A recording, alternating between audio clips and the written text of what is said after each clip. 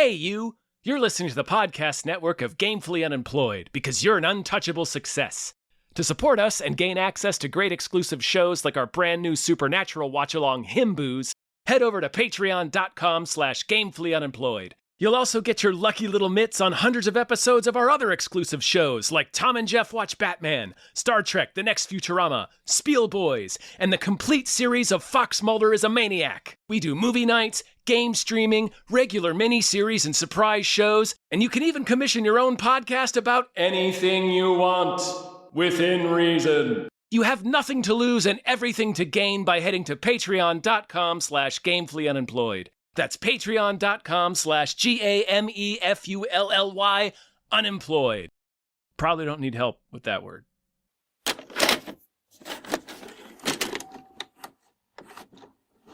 It's really rainy here. Is it? Yeah, it's gonna be rainy here. It's better than snowing. All the snow finally melted.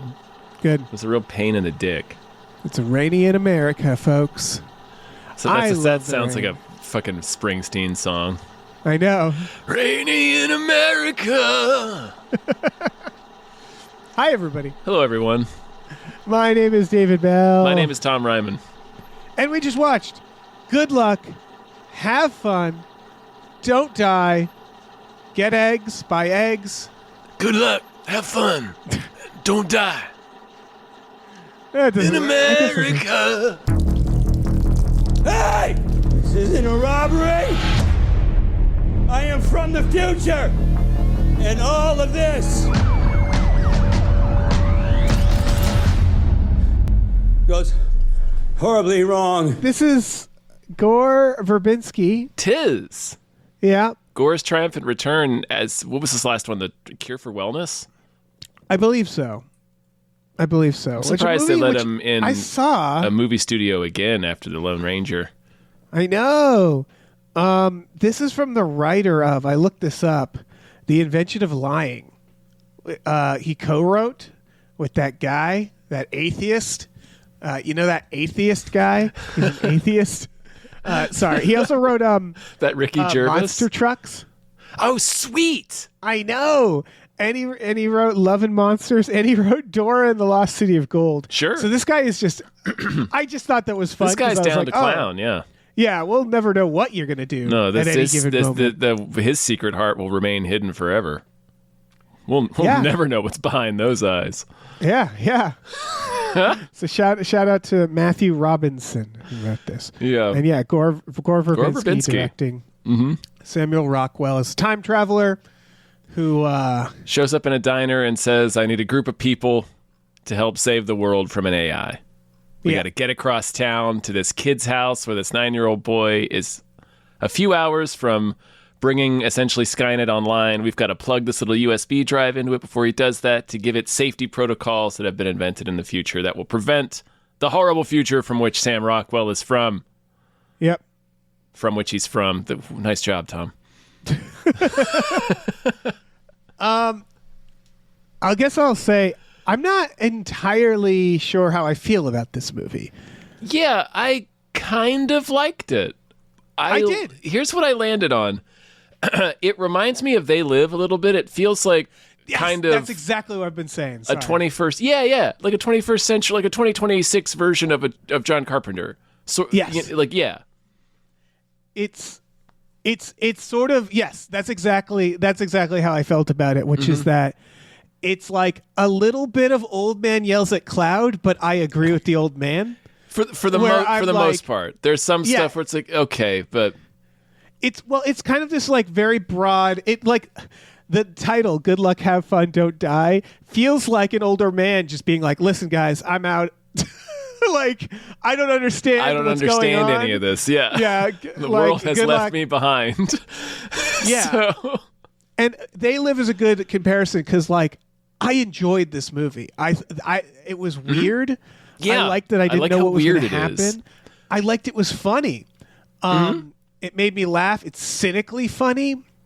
Not every joke hits, but it is funny. Yeah. It reminded me a little bit. It's like Sam Rockwell it's very Deadpool, where he's like, I'm expendable, I'm wisecracking, like but it felt like it's not quite the same, but it's similar energy. Not as cloying. Yeah. And then I just like a movie where like I didn't really know what to expect, and like when it started going into the weird little stories and stuff, I was like, this is not what I expected. Yeah, it's so strange, and I liked how strange it is, and I liked how urban it is. Like I kept like how focused it is on living in a specific time and place in the city. It kept making me think of They Live, and then I liked like how B-movie it felt. Yeah. And kind of how low rent it felt. Yeah.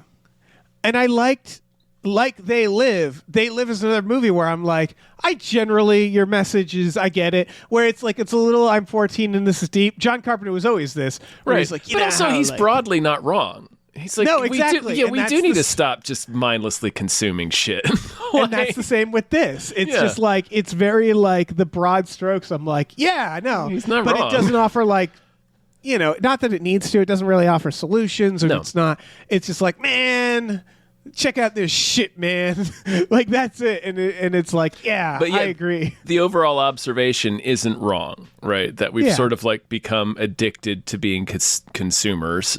Not. Yes. By choice. We're not. That's one of the keys. Yeah. Yeah, not by choice. It's society has winnowed our resources down to that's all we get.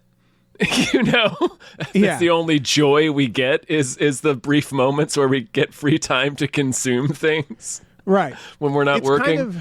But this is definitely like satire. Yeah. Like a satire version where it's like, this isn't present day. It's like 10 years from now. Yeah. But it's the broad observation that because being so addicted to consuming is kind of what's gotten us into the trouble that we're in. Yeah. And that's not wrong. That's not wrong. No. And to its credit, even though this is like, the broad strokes are obviously they're just talking about people and phones and slop. Yeah, people on phones and social media, but that's not wrong. People addicted to social media is what caused this problem for us. Right. It's not. Yeah. It's not focused on the internet. It's focused on social media and corporate slop. Yes. And like kids getting fed and AI slop. AI and corporate slop being blasted at kids, which they do this as like obviously a metaphor. They do this as weird sci-fi plot, but kids who are generally faced with a horrifying world. Yeah. Like that idea of like they treat school shootings in this like it's a snow day where like it just happens and they're like, school shooting. They don't even look up. Yeah. Yeah. And it's so funny. Bizarre when they're in the lobby and they're like, oh, is it your first time? Yeah. That's the stuff where it's like, it's funny it's weird to try to like take the piss out of parents of kids who died in a school shooting, but it's supposed to be about general desensitization of the world. Right. It's not taking the piss out of the parents. It's taking the piss out of sketch comedy. Yeah. This is what we're being asked to do. Yes, exactly. So it's I kept thinking about who Gore Verbinski is. Because that's another thing that made me think of They Live. Because, like you were saying, They Live is John Carpenter, being an old man yelling at a cloud. You can sort of see his fingerprints all over that. But and then in this one, I'm sort of thinking, Gore Verbinski is kind of like, he's like an old punk. Yeah, he is an old punk. You're right. So like him doing the school shooting stuff is like this is the shit I would this is the shit an old punk would make. This does seem more uniquely punk, and like it worked. The audience was howling, everybody was laughing. There's a lot of people who are doing like real like, oh Jesus Christ, because the school shooting sequence where the mom is like probably my favorite sequence, and it's so dark, and it was so the parents who are like, this is our fifth time, and they're like, oh, you've lost 5 kids. They're like, no, same kid. Yeah, we're making her funny this time, our clone. Like, the idea for people who watch it is they're cloning kids who died in school shootings. Mm-hmm. And I love when they're doing the personality traits, and they're like, you can only pick one, and one is completely unhinged. And she's like, do people use that? She's like, it's usually the shooter. The shooters. They're in a different program. Don't worry. Like, that guy was so funny, and like... Just the options that are on there. Yeah. And when she's like, like, clumsy, it was and he's very- like, ooh, you want to choose clumsy? Are you sure? Because that's kind of what might have been what got the kid shot in the first place. Exactly. You sure? Clumsy? Might have been why I got shot in the first place. It reminded me of like old school South Park, like when South Park is really good. And like I just kept thinking about who Gore Verbinski is, and anyway. No, there's definitely like it's right abutting that where like South Park, that like kind of edgelordy satire. A little bit, not to the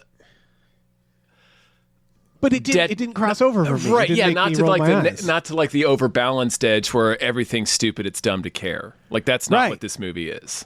Right, and I could see maybe some people it not working on. Personally, it just didn't. It didn't cross over to me going like, ugh, Jesus, because it Yeah. was like the overall message again, like the broad strokes is like, yeah, I don't disagree with that, you know. Well, no, and it's not coming from a place of it's stupid to care. Like the movie wants you Right. to care. Yeah. No, that's the point. It's a dystopia. It's I think it's the idea, like the reason why it's exaggerated is the beginning sequence. It's a little ranty, but it's like don't disagree. They avoid I like the the idea. build of it. Sorry. Oh no, they avoid the general idea of like, everybody's on their phones now. That like they avoid that where it's more about social media and slop and that idea of like when Sam Rockwell goes into the diner and just starts ranting and says he has a bomb, and what he's ranting about, he like says like, it started with a couple minutes in the morning, everybody on checking social media, and then it just got longer and longer, and like they don't do the thing where everybody at the diner is already doing it, and like they don't it's hard to describe, but there's no like cringy like get off your phone stuff for the most part, but he just kind of rants about this future where it's like it's this slow, it's I Dated a Robot in Futurama, like it's this slow thing where it's like starts harmless and then like everybody just sort of like gives up and like the population, everything just decays and gets worse until like people start finally noticing that things are worse. And it's generally like everybody kind of on their phone doom scrolling and not really like engaging in reality, right? Like escaping because the world was so, and they do address that. He says it. It's because the world is so bad, it's driving us further and further into this other world. Yeah, they don't explore that. Like, that's personally my thing is like. If we made the world better, I think that's kind of what needs to happen here, right? Yeah. And are they in an abandoned mall at one point? It does feel like they are kind of subtly pointing out the idea of like, there's just nowhere to be. I think so. It's either they're in some sort of building that has a parking structure attached to it because they have that sequence in the parking structure. But it's mostly they move from the diner to whatever that building is to that little neighborhood. Yeah. And that's pretty much it. Yeah, it's a fairly small movie in ways where like it's clear that they like it's a I get why you can take a risk on this movie cuz it's like you not can huge. Yeah, you could this was probably less than $100 million, do you think? Oh yeah, I think, but I don't know for sure. It just like there's some CGI and stuff. Yeah, they're visual effects. It's a giant centaur cat made of kittens. I want to talk about that because did you find that a misstep? Because there's a twist in this movie, and the twist is where things started to get a little messy for me. Yeah, that's where it starts to get confusing and where I wasn't sure what the rules were. Right, because when that shows up, I just went, "Oh, this isn't real." Yeah, are we already stuck in the VR helmet? Yeah. Right, because and then they revealed that as a twist, and I was like, "Yeah, you showed a giant centaur cat." There's no rule. There was nothing in the movie up until that point that told me that could exist. Right. You know what I mean? And they just Rockwell, sort of before that, he specifically said like, no, you guys are getting stop being silly. It's going to be something real, like Navy Right. SEALs or angry homeless people with scalpels, or a fire. One time it was just fire. Right. I thought they were doing a time idea, right? Where it's like, we were never meant to get to this point. So there's always some force, yeah. force. And that's what I thought those guys were that got paid. Mm-hmm. And, I guess the implications, they got paid by the AI that was making itself. Yeah. But like, he even says like, this is why I told you not to think of kittens or something. Like, he seems to be aware of it. No one seems particularly shocked by the presence of the cat centaur. And like, there's just an element of like, the characters just sort of accept it all, which makes sense if you're in a virtual reality where everybody's an NPC, or like, that's why I was like, oh, this must not be reality. And then the ending is that it isn't, but I don't know, like, when did it not become reality? You know what I mean? Where it's like, it just sort of all kind of, Yeah, the movie kind of just shrugs at the end. Yeah, I really don't understand the rules there. They have, one of the characters has a throwaway line of, what kind of 3D printer does that thing have? So it's like, oh, is it listening that and was a then joke. creating this thing? Right. But he has a line where he's like, "Don't worry, the AI will give you satisfying endings," and like he does this little thing of like, amazing plot twists and satisfying endings. It'll give you everything you want, and they repeat that when he realizes that they didn't win. Mm-hmm. So the implication to me is they're in the VR glasses, like Right. at some point, but they never show that. They never show a point where like Sam Rockwell is secretly just in the glasses, but that's the implication, is like they're in a virtual world and everything is fake. Like at the end, they're in the Matrix essentially, Yeah. but he's never not in it then. So, yeah, he so just but goes he back in teleports out of it, but how could he teleport? How could he use his time travel teleporter if he's stuck in a VR helmet? Right. The know? implication to me is like, oh, he's just in a VR helmet playing this or something. Because because one of the things I realized is that the idea is he keeps going back in time to try it again. Mm-hmm. And I was like, oh, like a level of a video game where it's like, this is a video game. He's respawning every time. And he comes off like a raid leader, or like a DM, like a dungeon master, because he's trying to corral his groups. Like, no. So if we go this way, X, Y, and Z happens. If we go to the left, this and this and this and happens. If we go out there, this is going to happen. So this is what we have to do. Bob, you need to go up there. Scott, you need to go over here. You two, you guys need to go up there. Like it's like herding kittens to a degree. I like the people he rejects at the diner. Like the one guy keeps raising his hand. He's like, "You can't do it. You can't do it. Jerry, You have can't a bum do leg." it. You have a bum knee. Just accept it. Whatever you need to do to deal with it. He just has certain people that he's just weeded out already. The old guy. Raise your fucking hand tonight. I dare you. That was the stuff that felt very Deadpool, where it was like third. It was almost like he was breaking the fourth wall. Like he knew, because he's been in this time loop. And that's like he's kind of Groundhog Daying it, a little bit. Yeah. But they don't like. I thought they did a good job with the time stuff. Yeah. Because like we all know where like someone asks like, wait, if you can time travel, why didn't you? And they kind of shoot that down real quick.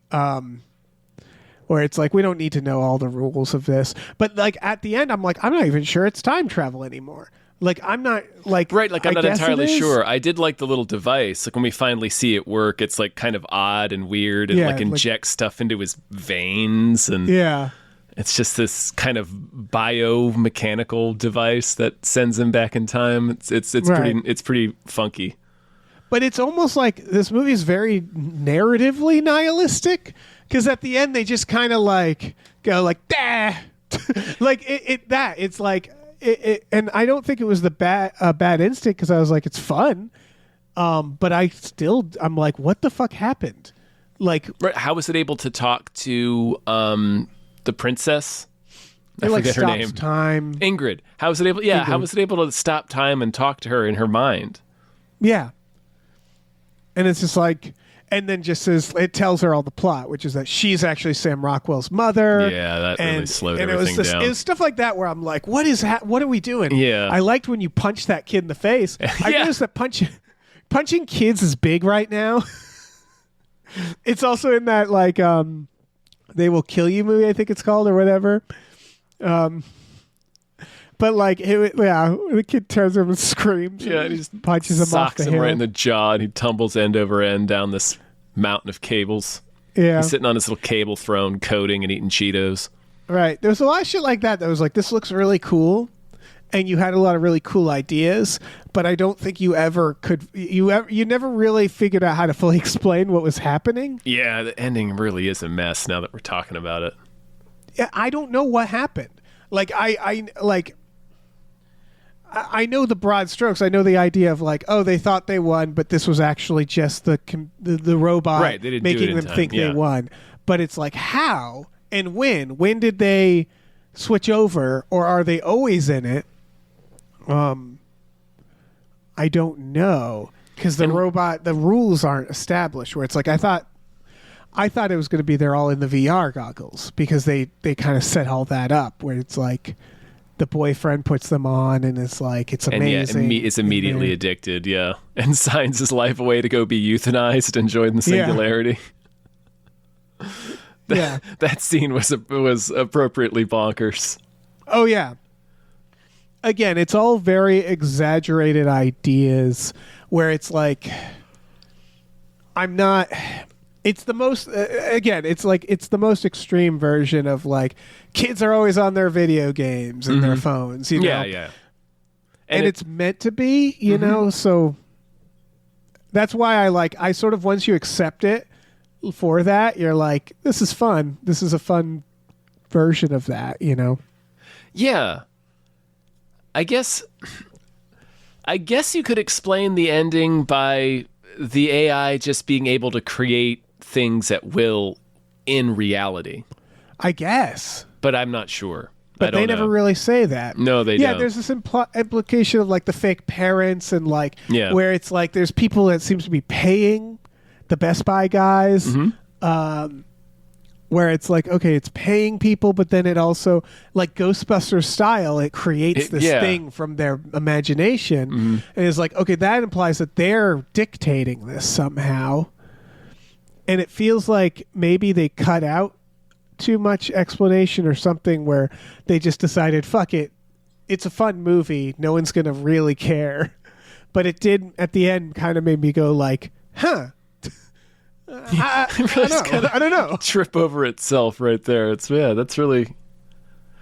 I do like the beginning rant, because for the first like couple of minutes, I thought we were in real trouble.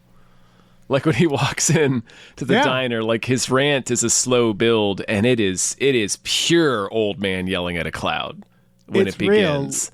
Real. Yeah. So I'm like, oh boy, is this whole movie going to be this? But then it's this really well done build to, and I'm not sure how to really explain it, but what he's talking about becomes like more depth to it, and he starts playing time travel games with the room, and then like we were talking about with the bits like with Jerry and with the old guy, like that stuff starts coming out. He sits next to that one lady where he's like, you and I get to the end, you betray me every time.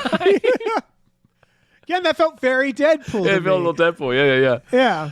It's a really so good first scene. It was such an interesting way to start, where it's like it starts in such a way that were I watching this on Netflix, I might have turned it off. Right. Like, I was like, man, this is just bad. Is the whole movie going to be this?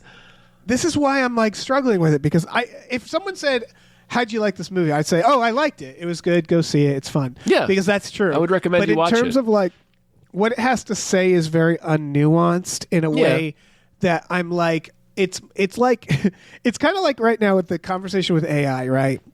Where it's like people being like, well, you know, actually AI can be useful in this and this and that and here and there. They're not wrong. I'm just like, right now they're drowning us in it. So I'm just going to push back hard. It's that where it's like right now they're like, it can be everything. And it's like, okay, fuck you. burn it to the ground because you're not, Yeah. it's that feeling. They're talking about two different things too. Yeah. Like the people talking about, well, AI can be useful in X, Y, and Z. You're just talking about like programs, like scripting programs, I guess. Oh yeah, for sure. Things like automating certain processes. Yeah. But like that feeling. Yeah. The feeling of like, you know what? Nobody gets this. You know what? I'm taking this away. Yeah. You know I don't what? like Fuck this. Yeah. It's that idea of like two kids fighting over a toy. And you're like, you know what? Toy goes out the window. How about that? It's that feeling nobody gets about it. like, yeah, about like AI slop and social media and all that, where you're like, well, social media is useful in certain, and it's like, yeah, you know what? It's done more harm than good. Yeah. Let's get rid of it. That's this movie is like, again, it's an old man, like you said, an old punk who's just like, I don't know if I fully understand all this shit, but it seems like the world has gotten worse Right. since this was invented. It objectively made everything worse. Yeah. And this movie is like, yeah, just sort of like a grotesque exaggeration of the stuff that already exists. Mm-hmm. So like, Yeah, we're it's a not satire, like you cloning said. kids, but there's AI already being like, do you want your dead loved ones back in this little cube or whatever? Like that's already a thing happening. Yep. Did you see, there was a real ad before this movie for me that was fascinating. I don't even know what the company was for, but it was a company advertising that they don't use AI. Which was fascinating, and it was a bit of a guy going to the therapist, and the therapist is an AI therapist, and he's talking about his mom, and then the therapist just starts advertising like hot older singles near him, and it was just basically them showing how shitty AI can get. It was just funny because they clearly must have done it before this movie specifically, like the ad, but it was like there's clearly now a pushback that's big enough Yeah. that companies are proudly saying we don't use this shit. That's their stake the entire ad on that. So you don't even Yeah. know what the company does, but they don't use I don't AI remember to what do it. Yeah, they were just like, we don't use AI. Cool. I was like, I'll remember cool. that about you. Yeah, I love her shitty kid. Her shitty clone kid. yeah. He goes to He's sports fucking outside. talking about Snapple. It only has Yeah. 70 calories. Yeah, and he's just playing fake, like pretend basketball. Right. He doesn't have a ball or a hoop. Yeah. But that's the shit. Like, that's perfect because I feel that way. Not about all kids, because, like, actually the kids I know are very nice. I think some of this is through the lens of the internet, and the internet is such a fucking skewed lens of reality where it does feel like it's like that when he says to the girl, like, why do you keep saying Pepsi?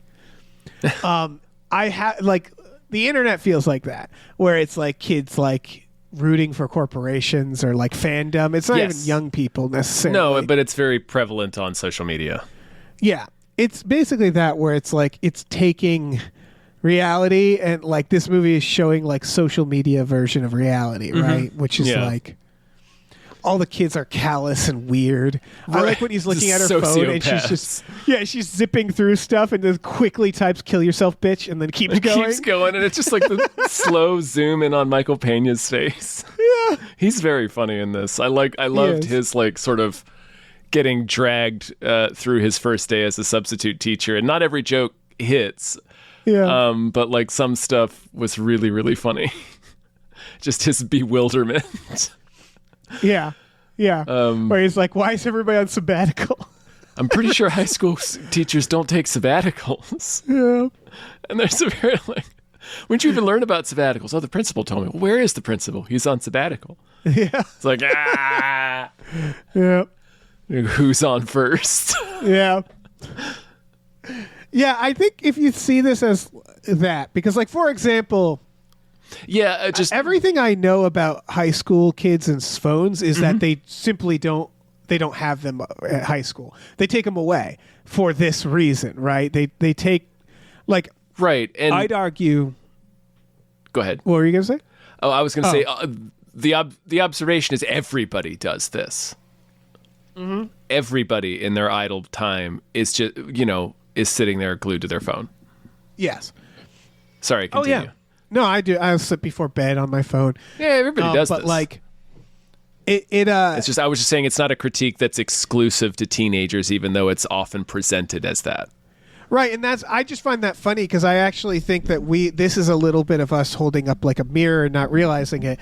Is that I actually think we're going hard on phones for young people, that young people won't have as much of the problem. Like that's why it's a little old man yelling at cloud, and what I mean is like young people already can tell what AI slop is. Like young people are I think are already like they're born into this nightmare world, right? Yeah. And they specifically have their phones taken away from them, and they it's that where it's like they like the kids in this it's not one to one because the kids in this are specifically being cloned. They're shitty clones and brainwashed. Yeah. We find out that's why they're all these weird sociopaths. That's why they all are so brand specific. Like that's why she kept saying, I need a Pepsi now. I want a Pepsi. Can I get a Pepsi? But obviously that's what he's saying about kids these days, right? That's the point. Yes. They're all zombies on their phones and they're all becoming I just don't agree with that. I think it's more adults, and I think it's more of like it's the adults on social, like I said earlier, social media is what got us into this mess, but it's adults on social media, right? It wasn't high school students that stormed the Capitol. Right, exactly. And I think that most of the problems, and I think that's what this is reflective of, is that social media, if you're looking through the world if you see the world through social media, you're going to assume the world is like this. Yes. I'm trying to figure out how to phrase this, where it's like it's almost like telling on yourself to be like, everybody's like this these days. And it's like, it sounds like someone is only on social media and it's you. Yeah. Where it's most people are not on social media.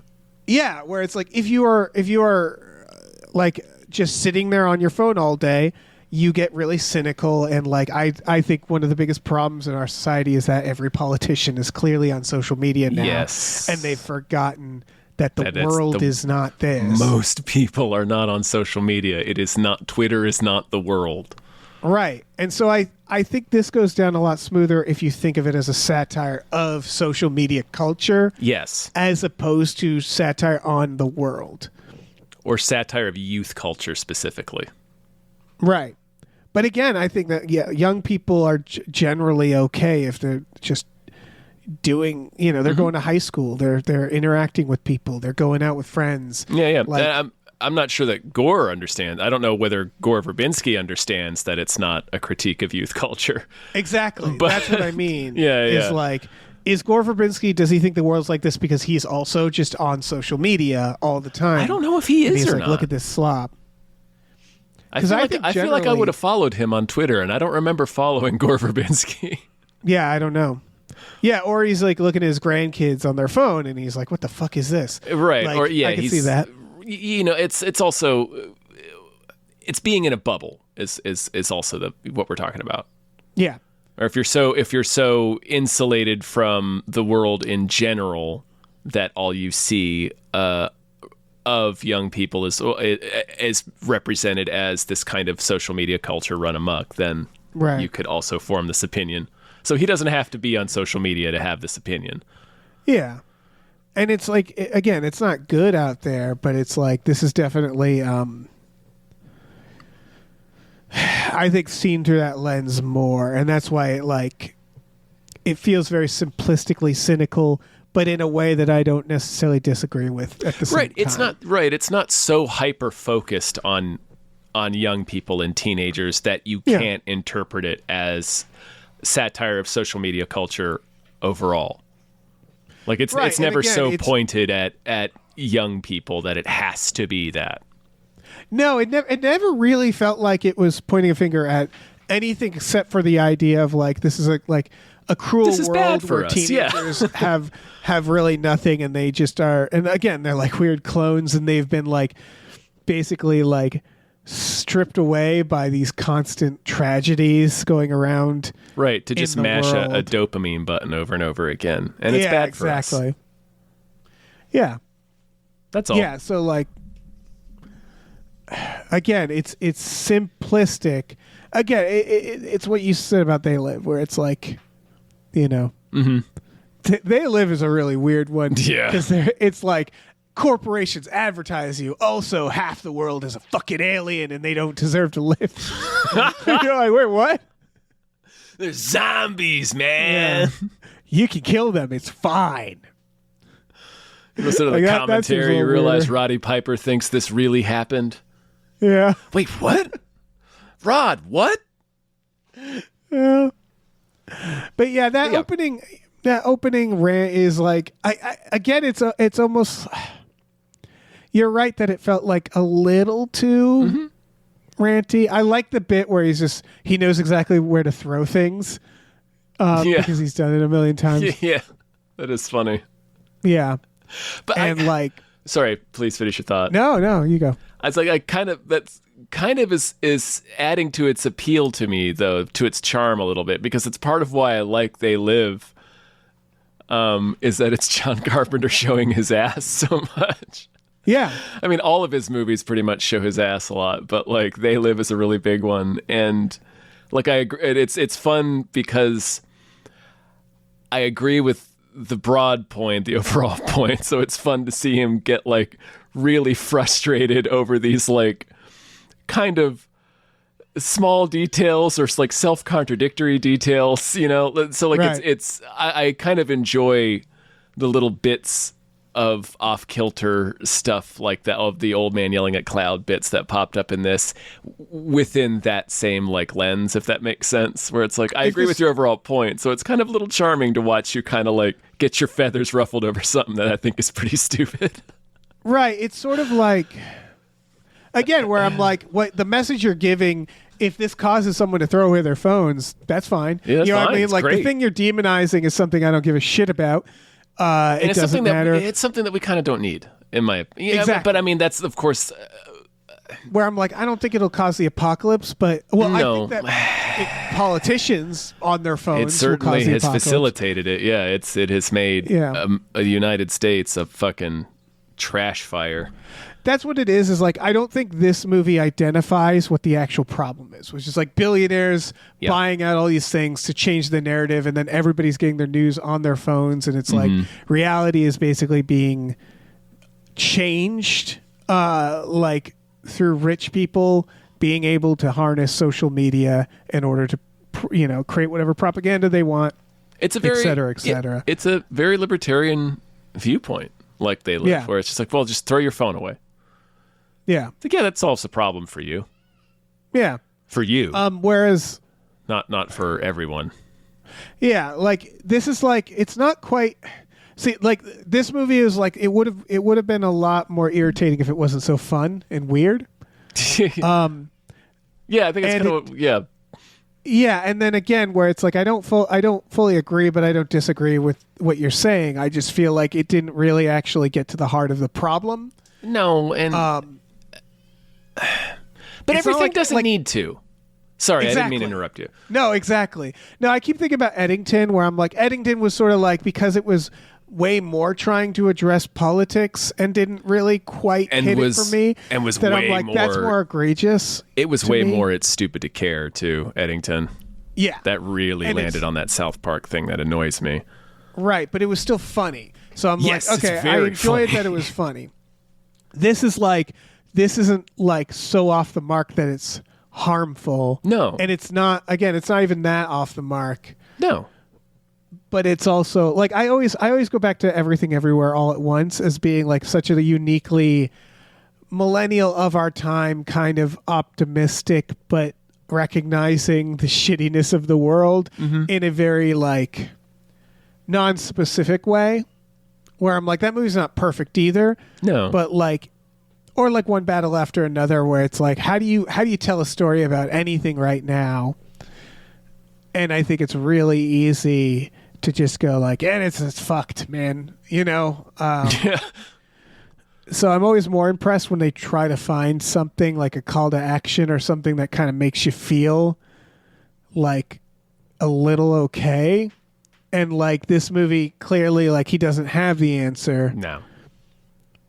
This movie ends with Sam Rockwell being like, what if we gave everybody a rat plague Yeah. that made them allergic to cell phones. It's like, that's Right. not a solution that we can work with. Right. But I enjoy that as an ending to a movie.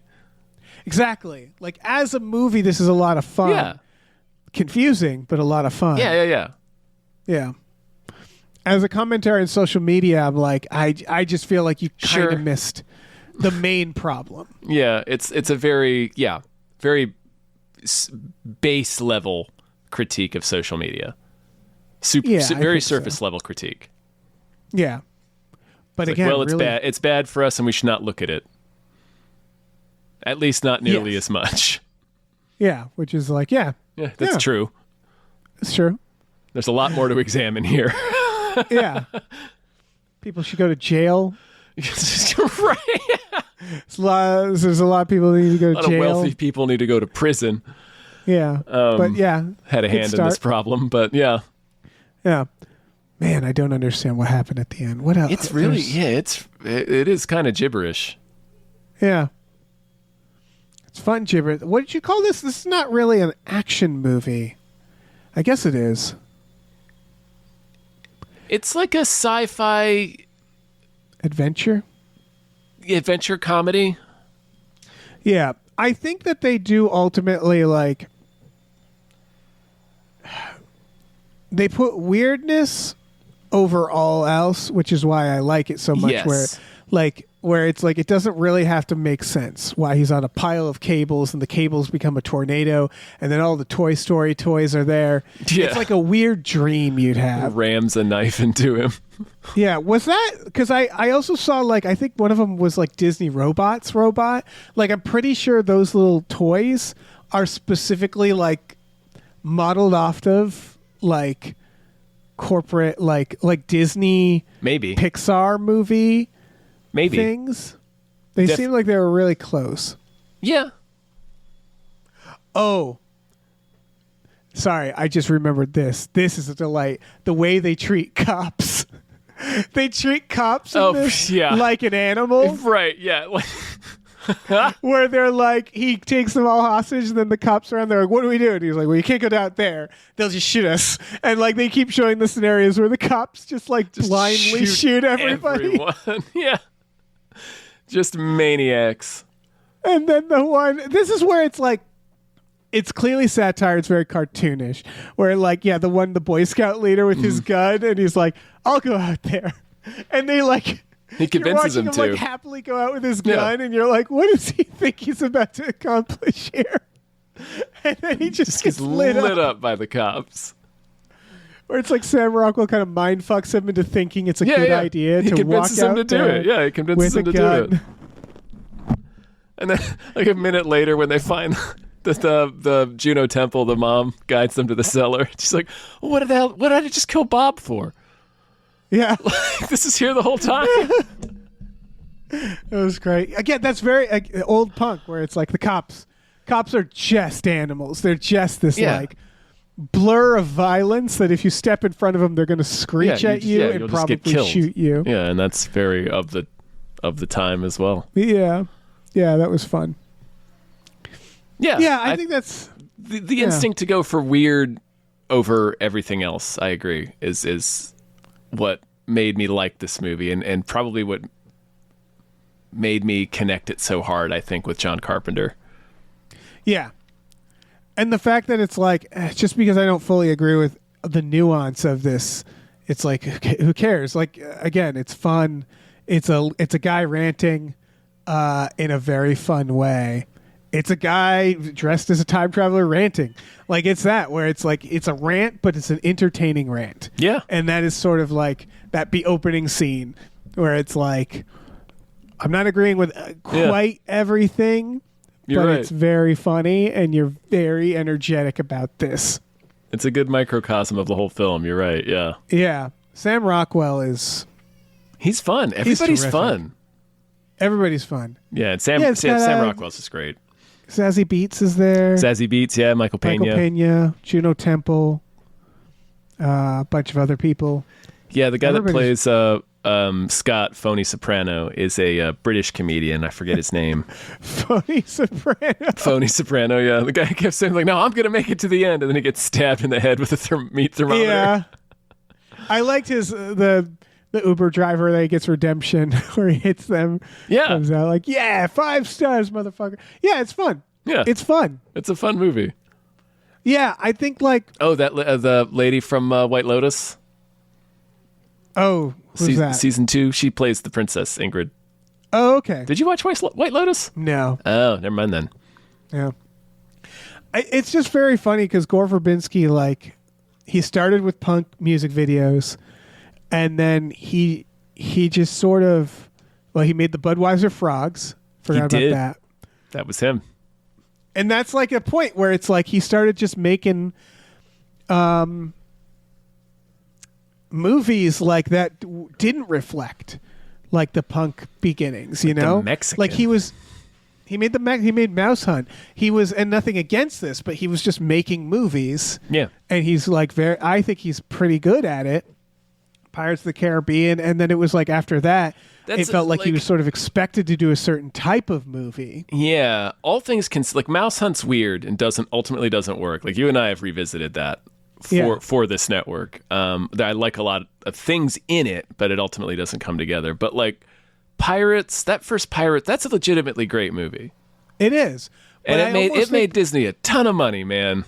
Oh, Gore it's did. Almost like, yeah, it's just almost like he got too good at making things that were too normal, because he can do weird. So like Pirates is a little weird, right? Yeah, like yes. that's what makes it part of what makes fun. it so cool. Yeah. You know, Rango is a weird idea too. I mean, like he's yeah. And let me rephrase what I said, or sort of reevaluate what I said about Pirates. It's a really weird movie. Actually, we're so used to the idea of Jack Sparrow now that it's you know, because it's a movie from 25 years ago almost. But like that's a really unusual way to play a pirate character, and just the horror bent to that movie, like that is an unusual movie. Yeah. So I think that like I wish he could do more weird, because it feels like as a filmmaker, Man, I mean, the Lone Ranger's he got didn't some friggin' like, weird shit in it. Yeah, like it's clear that this is, I don't know, this is embracing, and we're kind of ready for this. Like this is, again, I keep mentioning Deadpool because I'm like, I think people are more ready for weird lately, you know, like audiences in general, because I think comic book movies are very weird, and you can embrace the weirdness. And then you look at like the new Superman, and like, Yeah, he really went for it. yeah, like weird is becoming a little more mainstream, I think, because It's 20 years of Marvel, man. We're just so Marvel, used to it now. combined with like a generation who loved Anime, Adult Swim, yeah, anime, Harry where Potter. it's like, yeah. It's just 2 decades of it being firmly in the mainstream. So Yeah, I just don't always vibe with this weird. Like there's a lot of weirdness in Lone Ranger, but it's bad. Like, right. It's bad. It could be weird bad. And this was really a swing, because I'm like, the scenes where they're making jokes about school shootings, it was working. The audience was laughing. Yes, There's still some 'cause it was- people who are like, They were so doing like Stepford dear. wives. They were so Yeah. Stepford wives about it, is what made it work. Because at first I was almost rolling my eyes, because I was, is this going to be like a real edgelordy kind of observation? But like, it's so funny. And it's just like, you can imagine the studio being like, so we're keeping the school shooting stuff in, huh? Are we all okay with that? He made it load bearing, Dave.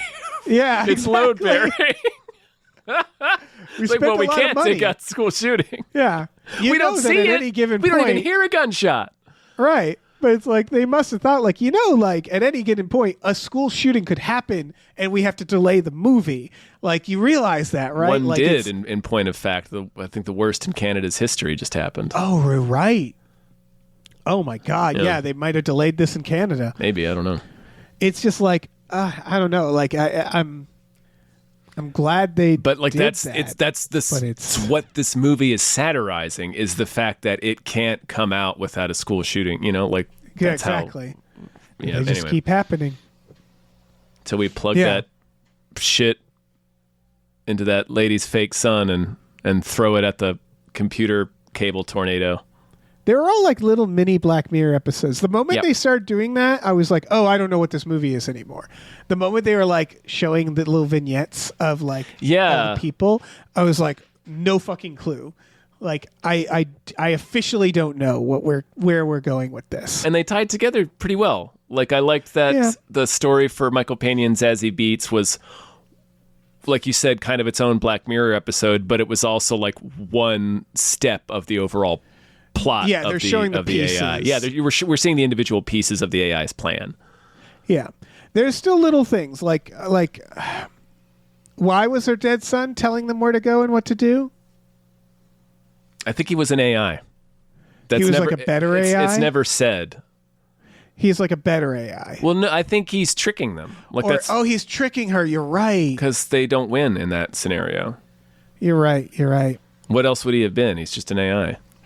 I really think the idea is maybe they're all just because I also don't think like Zazie Beetz and Michael Pena are just at a diner after having the day they had. I've really troubled me too. Yeah, I was really having trouble with that. Like what's going on? Like it's a lot of the characters. You know, it's really hard to get a group of people to go on this crime adventure with Sam Rockwell to begin with. Right. And they try to set up this idea that they've all had days that are like something's going on. And like this man seems to know. And I didn't. So, yeah, because their vignette ends with them fleeing their high school being pursued by like 300 zombie teenagers.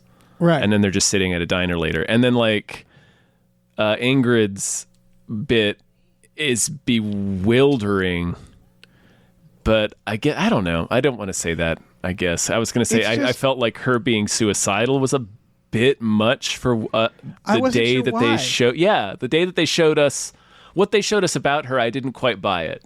I was like, she doesn't seem like should be quite that sad. I thought they were going to show that she was like responsible for someone dying or she did something so unforgivable that she wants to die, but they never, her being suicidal didn't really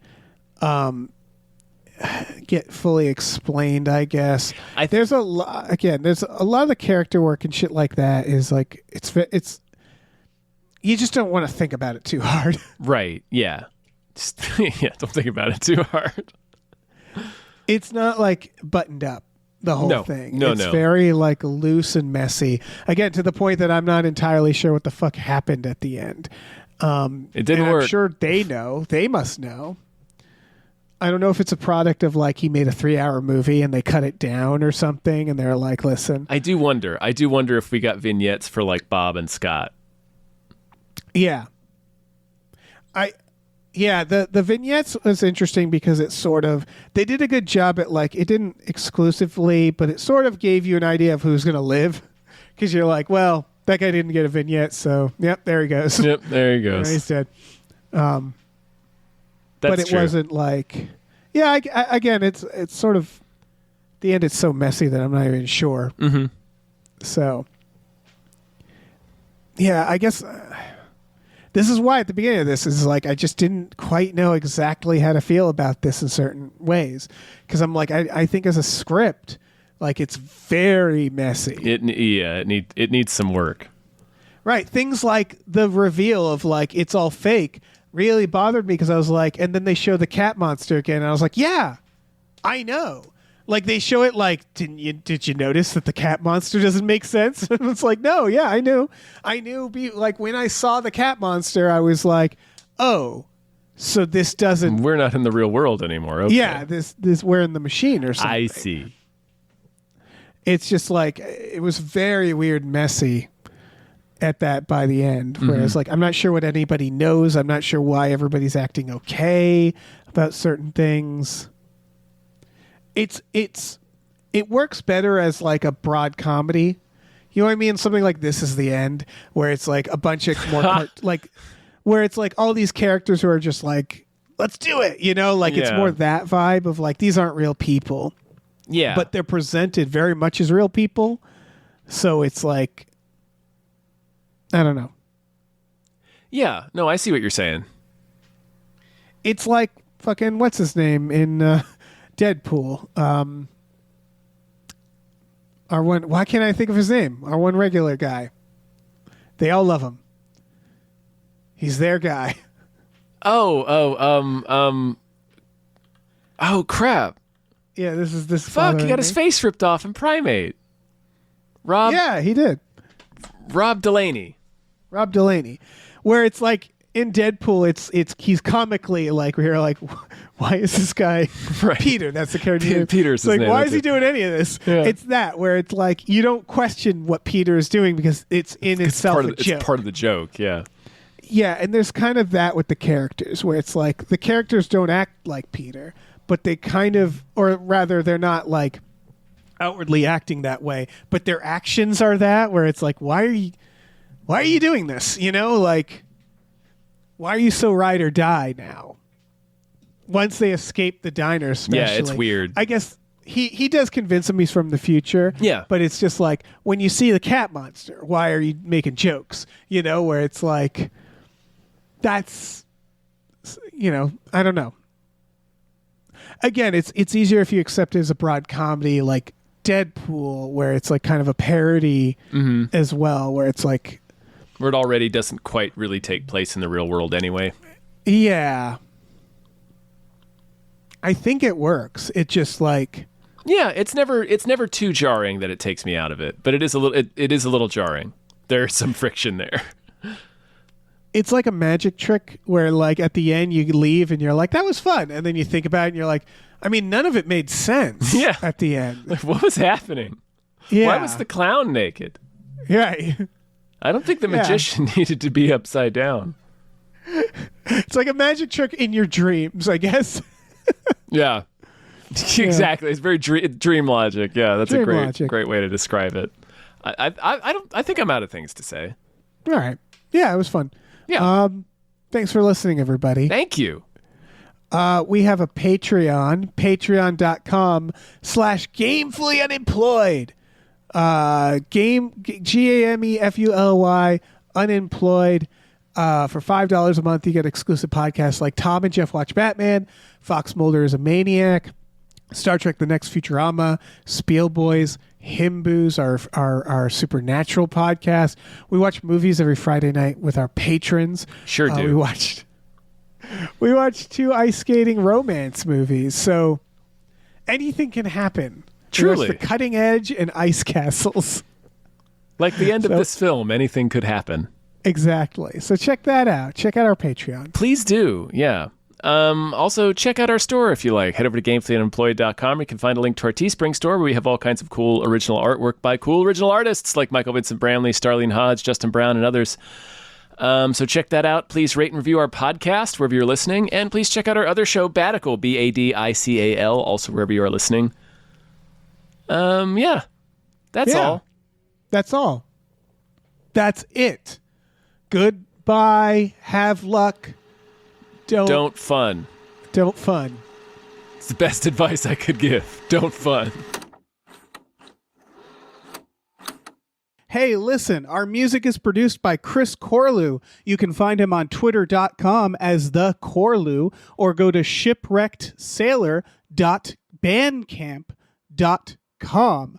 Our channel artwork is produced by Michael Vincent Bramley. For more of his work, go to mvbramley.art. Our episode artwork is by Justin Brown, available on Twitter as Justin T. Brown or at artnessbyjustinbrown.com. And finally, additional artwork is by Starlene Hodge. You can find her work at starlenearts.com or on Twitter as StarleneX. Cool. Goodbye.